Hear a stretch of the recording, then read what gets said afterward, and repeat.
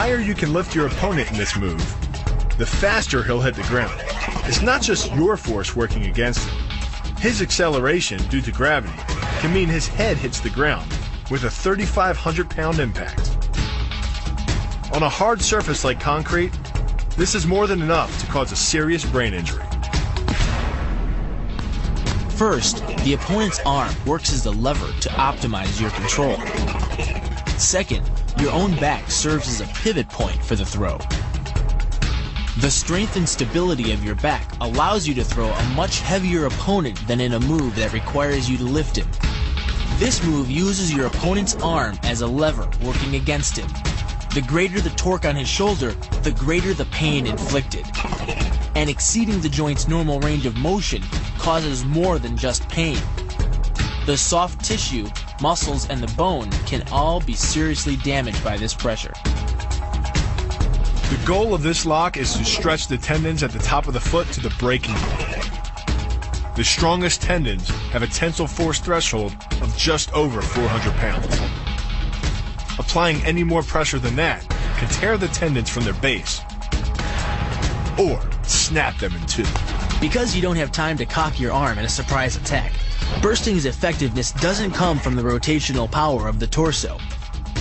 Instead, it's driven by the legs, which hurl you forward into your opponent. Both the block and the strike land with 300 pounds of force, more than enough to collapse the windpipe or fracture the delicate bones of the face. Doing the 360 defense requires you keep your body in motion at all times, using your arms to defend different angles of attack. The key is keeping your arms at an oblique angle, with your hands open and straight, so that you don't take any blows straight on. Each is deflected down the angle of your forearm, which reduces its impact. Your opponent is relying on his grip strength and outstretched arms to maintain the choke. The strength of your back and shoulder muscles is greater than the applied force of your opponent's hold, so it doesn't take much to break his grip. And the closer your hands are to your own neck, the greater the leverage. The disarm is basically a judo wrist lock and uses many of the same principles. By pulling your attacker forward as you turn, he loses his balance, giving you control of his wrist. The barrel of the gun then becomes a lever, allowing you to take the gun. Because you are using the muscles of your torso, which can deliver up to 10 times more force than the muscles of the wrist, the disarm works against an opponent who is much stronger than you. Actually an elbow strike from another martial art, Muay Thai. But because the metal doesn't deform on impact, like human bone, every ounce of power is channeled directly into your opponent's face. With the twisting motion of the torso generating the force, and the stiff metal of the M16 providing the impact, it's enough to shatter a cheekbone or break a jaw. The combined momentum of your forward step, the twist of your torso, and the swing of the rifle, the butt stroke can strike your opponent at over 18 miles per hour, carrying well over 550 pounds of force. That's enough to drive a 16-penny nail through nearly 2 inches of pressure-treated wood. Add a follow-up slash and thrust with a bayonet, and the butt stroke becomes a real killer. But the real damage from the knee bar doesn't come from gravity. It comes from leverage. Once the knee is locked, your hips act like a fulcrum, and his leg acts like a lever, multiplying any force you apply. So even though the ligaments and tendons around the knee can sustain 1,700 newtons of force, the knee bar can load a lot more than that, enough to completely destroy the joint. Pushes his opponent at a location above the center of mass, while using his sweeping leg to create a tripping point, which is below his opponent's center of mass. Once the loss of stability has occurred, gravity does the work, and the damage. On the ground and on his back, your opponent is now vulnerable to any number of finishing strikes. Much like a nutcracker, your forearm and biceps apply pressure to your opponent's carotid arteries. Located on either side of the trachea, these two arteries are the only way to get blood to the brain. It can take less pressure than squeezing an orange to stop the flow of blood to the arteries. And with no blood flow, the brain shuts down almost instantly. Fight over. Control of your opponent's leg, you turn his hip into a pivot point. And there are two forces being imparted about the pivot point, one by the arm above and one by the sweep below. These forces act as a couple, resulting in your opponent's rotation that slams him right to the deck. And given the speed of rotation and the force of gravity, that impact could cause permanent injury. The key to the double is to hit your opponent below his rib cage, which knocks him off his center of gravity. Wrapping your arms around his legs prevents him from regaining it.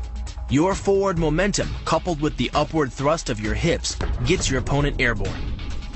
Driving him to the mat can yield over 3,000 pounds of injury-producing force. That's like dropping a 20-pound bag of cement off a 9-foot ladder onto someone's chest. The key to the sprawl is sliding your legs backward, while leaning in and locking your hips at the same time. This forces your opponent's center of mass beyond its stability zone. Coupled with the downward thrust of your forearms, he's now supporting your entire upper body with the back of his neck and head, which leaves him face down on the mat, vulnerable to any number of attacks. The power of this move comes from the spin.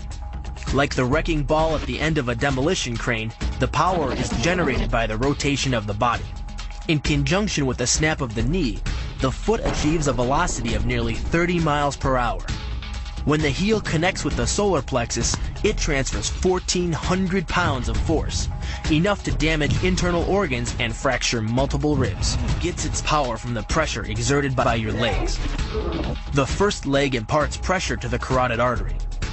The second leg, working in conjunction with your arms, optimizes that pressure, transforming you into a human vice grip. If your opponent doesn't tap out, he'll pass out. Much longer and permanent brain damage can ensue. Is a combination of two levers. While your legs push up on your opponent's neck, your arms apply downward pressure to his trapped wrist. The opposing forces turn the elbow into an ad hoc fulcrum point. The armbar can result in a complete destruction of the elbow's articulating structures. The move is difficult but devastating. There's no opposing object to push against, so all the energy of the move must come from the momentum of the leap and the acceleration of the kick. The snapping motion of the lower leg functions much like a coiled spring. When unleashed, the kick reaches impact speeds of 20 miles per hour and delivers up to 400 pounds of force to the opponent's chest. The key to this synergy of speed and power is punch technique, punch location, and punch frequency. With your elbows tucked in behind your fist, the energy of each punch is maximized. And because the punch is delivered to your opponent's core along a center line, the more directly that force is transmitted to his body. The effect is similar to that of continually slamming a battering ram against a door. No matter how strong, it can only sustain so many blows before it collapses. This kick is all about speed. The further the foot travels, the greater its acceleration, and the more dangerous a weapon it becomes. Powered by the muscles of the hip flexor and the quadriceps, by the time your foot reaches your opponent's throat, it's traveling nearly 40 miles per hour. That type of speed yields over 1,000 pounds of force, enough to puncture the Adam's apple and crush your windpipe. The power of the takedown is derived from the simple mechanical advantage you hold over your opponent. By wrapping up his striking leg at the upper thigh, you've placed your opponent in what's called conditional stability. If he remains stationary, he could technically maintain his balance indefinitely. But by driving him backward and initiating a sweep of his other leg, you've added two destabilizing factors, and the loose center of gravity simply cannot hold. By grabbing the wrist, you provide hundreds of pounds of additional leverage. This reduces your opponent's ground weight by half and allows you to more easily knock your opponent off balance. The rotation of the hips then amplifies the power of the leg sweep. Coupled with the wrist grip, you are in complete control of your opponent's body. Leaning back slightly and driving the knee up utilizes the full power of the thigh, and the foot accelerates up to 16 miles an hour in just 1/4 of a second. That's twice the acceleration speed of a Porsche. Coupled with the rotation of the hips, the kick can impart 450 pounds of force upon impact with the ribs. When executed perfectly, it's a motion similar to cracking a 2x4 with a sledgehammer.